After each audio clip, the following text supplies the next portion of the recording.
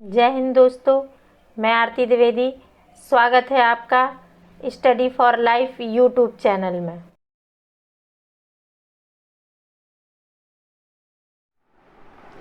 आइए अपना discussion start करते हैं। A plan to revive a broken economy, ये आपके थर्ड पेपर से जुड़ा हुआ है। आइए जानते हैं इसमें क्या है। प्रधानमंत्री ने अभी लॉकडाउन 4 की घोषणा की है। आर्थिक गतिविधियों में कुछ परिणामी वृद्धि के बावजूद बड़ी संख्या में कामकाजी लोग अपनी नियमित आय के बिना रहेंगे।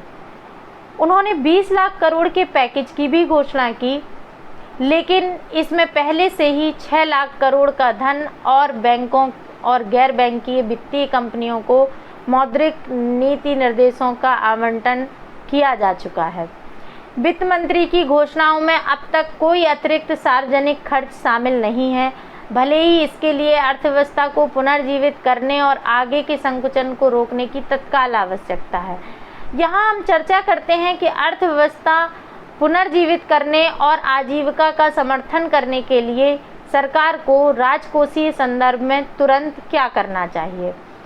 तत्कालिक आवश्यकता उन लोगों को मुफ्त भोजन और नगद हस्तांतरण प्रदान करना है जिनके खान पान भी अधूरे हैं। प्रत्येक परिवार को 3 महीने की अवधि के लिए 1000 रुपये प्रति माह और 6 महीने की अवधि के लिए प्रति माह 10 किलो मुफ्त खाद्यान्न के साथ प्रत्येक व्यक्ति को प्रदान करने की बात कही गई थी। और गरीबों के हाथों में पैसा डालना आर्थिक पुनरुद्धार के लिए सबसे अच्छी प्रेरणा है, क्योंकि यह प्रभावी मांग और स्थानीय बाजारों को पैदा करता है।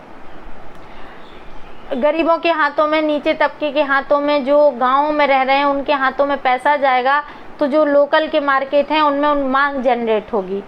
इन बातों पे हम पहले भी डिस्कस कर चुके हैं।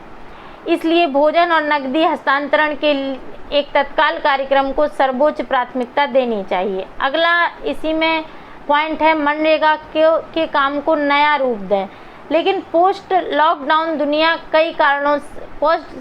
लॉकडाउन की जो दुनिया है वो कई कारणों से अलग होगी। सबसे पहले लाखों प्रवासी कामगारों ने अपने घर वापस लौटने के लिए भारी कठिनाइयों का सामना किया है और निकट भविष्य में शहरों में लौटने की संभावना नहीं है। क्या होगा कि जो लोग वापस गांव आ गए हैं प्रवासी, वो अभी तत्काल में शहर जाने वाले भी नहीं हैं। अतः रोजगार उन्हें वहीं प्रदान करना चाहिए जहां वे हैं, जिसके लिए महात्मा गांधी राष्ट्रीय ग्रामीण गारंटी योजना मनरेगा को बहुत विस्तृत किया जाना चाहिए और तुरंत भुगतान के लिए बकाया जो राशि है उसको भी तुरंत भुगतान किया जाना चाहिए। दूसरा बदलाव पहले के वैश्वीकरण की अस्थिरता है, जिसका अर्थ है कि आने वाले दिनों में भारत में विकास को घरेलू बाजार द्वारा निरंतर बनाए रखना होगा। चूंकि घरेलू बाजार के विकास का सबसे महत्वपूर्ण निर्धारण कृषि विकास है, इसलिए इसे तत्काल बढ़ावा दिया जाना चाहिए। मनरेगा का उपयोग इसके लिए किया जा सकता है छोटे और मध्यम किसानों के लिए भूमि विकास और कृषि कार्य के लिए मजदूरी का भुगतान, पारिश्रमिक खरीद मूल्य, रियायती संस्थागत ऋण, अन्य इनपुट सब्सिडी और वृक्षारोपण के साथ अप्रयुक्त भूमि के पुनर्वितरण के माध्यम से सरकारी समर्थन के अलावा। बदले में कृषि विकास ग्रामीण उद्यमों को बढ़ावा दे सकता है, दोनों अपने उत्पादों की मांग बनाकर और उन्हें संसाधित करने के लिए इनपुट प्रदान करके, और ये दोनों गतिविधियां पर्याप्त ग्रामीण रोजगार उत्पन्न करेंगी। क्या दिया हुआ है कि गांव के जो किसान हैं उनमें मनरेगा का महत्व दिया जाए, मतलब मनरेगा को कृषक कार्यों में भी लगाया जाए। उससे जो उत्पादन होगा वहाँ पे छोटे छोटे उद्यम लगाए जाएं, जिससे कृषकों के जो उत्पाद हैं वो उद्यमियों तक पहुँचें और फिर उद्यमियों के जो उत्पाद हैं वो वापस किसान और ग्रामीण लोगों तक पहुँचें। इस तरह वो एक दूसरे के लिए बाजार का भी काम करेंगे और कच्चे पक्के माल का भी। शहरी फोकस, शहर में क्या किया जाएगा? शहरी क्षेत्रों में सूक्ष्म, लघु और मध्यम उद्यमों को पुनर्जीवित करना नितांत आवश्यक है। इसके साथ ही शहरों में रहने वाले श्रमिकों की बड़ी संख्या को हमारे प्रस्तावित नगद हस्तांतरण के बाद रोजगार और आय प्रदान करनी होगी। नगद हस्तांतरण के साथ साथ इन्हें रोजगार भी देना होगा जो शहर में लोग हैं। दोनों समस्याओं को दूर करने का सबसे अच्छा तरीका है शहरी बेरोजगारों के लिए शिक्षित बेरोजगारों सहित शहरी बेरोजगारों के विभिन्न समूहों की सेवा करना। अगला पॉइंट है देखभाल अर्थव्यवस्था। महामारी ने एक सार्वजनिक स्वास्थ्य देखभाल प्रणाली के चरम महत्व को रेखांकित किया है। महामारी के बाद की अवधि में शिक्षा और स्वास्थ्य पर सार्वजनिक खर्च में महत्वपूर्ण वृद्धि देखी जानी चाहिए, विशेष रूप से शहरी और ग्रामीण गरीबों के लिए प्राथमिक और माध्यमिक स्वास्थ्य केयर इकोनॉमी रोजगार बढ़ाने की व्यापक गुंजाइश प्रदान करती है। सार्वजनिक रोजगार में रिक्तियां विशेष रूप से ऐसी गतिविधियों में तुरंत भरी जानी चाहिए। ये प्रधानमंत्री द्वारा घोषित कुल पैकेज के भीतर आसानी से आ भी सकते हैं। चूंकि अर्थव्यवस्था में बहुत अधिक अप्रयुक्त क्षमता मौजूद है, कमी वास्तविक संसाधनों की नहीं है, सरकार को सिर्फ उन पर कमान हासिल करनी है।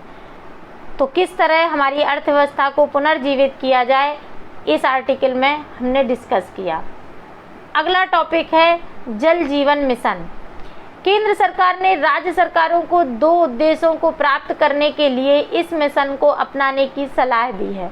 इसमें हर ग्रामीण परिवार को नल का जल कनेक्शन प्रदान करना और स्थानीय लोगों और प्रवासियों को नौकरी के अवसर प्रदान करना शामिल है। इन आदेशों के आधार पर जम्मू और कश्मीर प्रशासन और हरियाणा सरकार ने 2022 तक मिशन को लागू करने की योजना तैयार की है।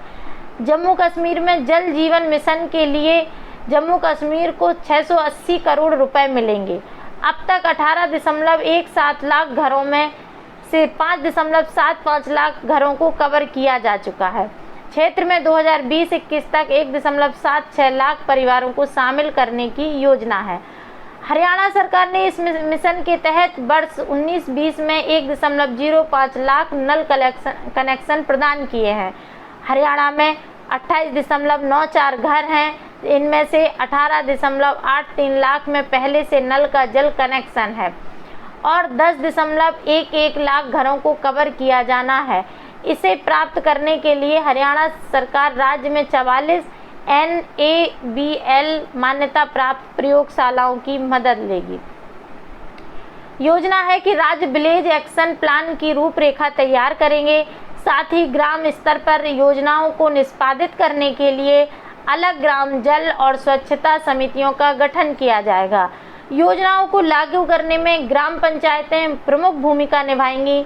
इस मिशन का उद्देश्य देश में महिलाओं के जीवन को भी आसान बनाना है।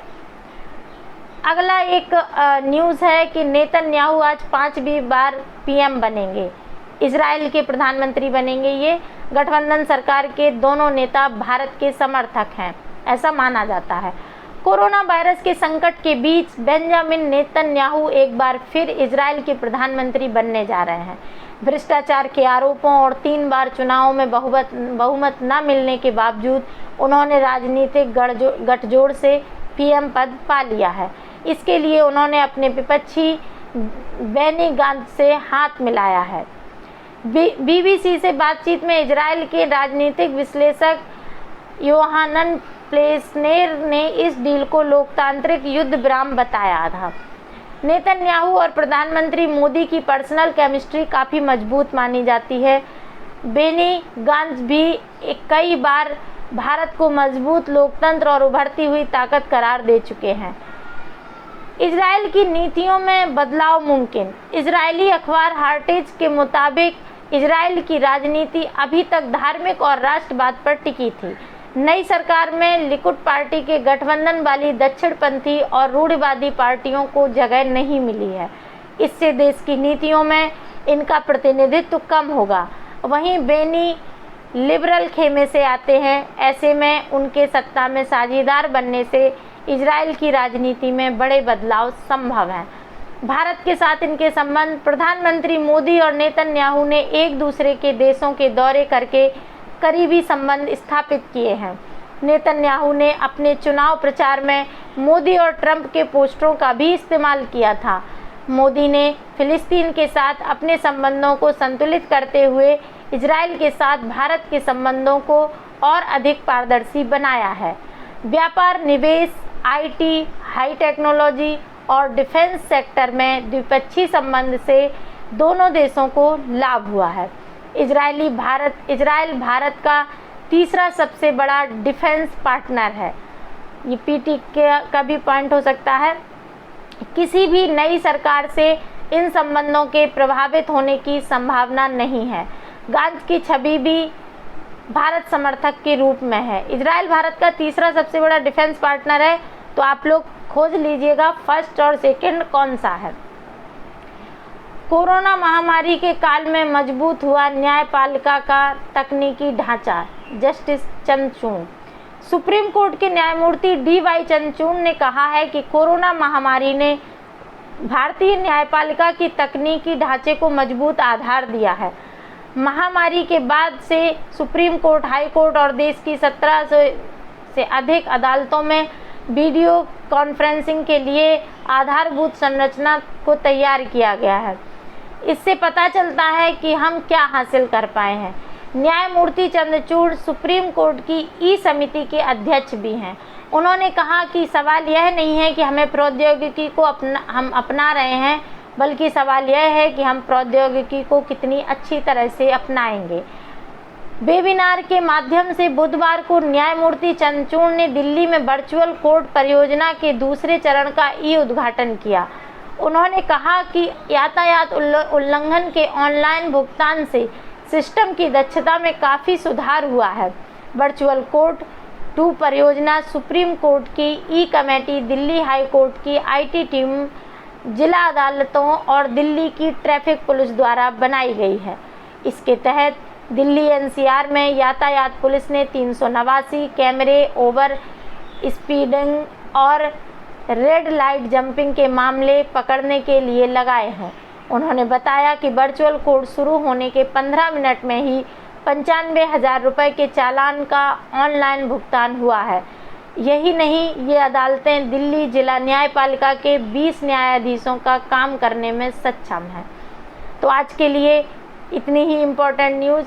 आशा है आपको ये वीडियो पसंद आएगा। अगर ये पसंद आए तो इसे लाइक करें, शेयर करें, सब्सक्राइब करें और बेल आइकन दबाना ना भूलें। धन्यवाद।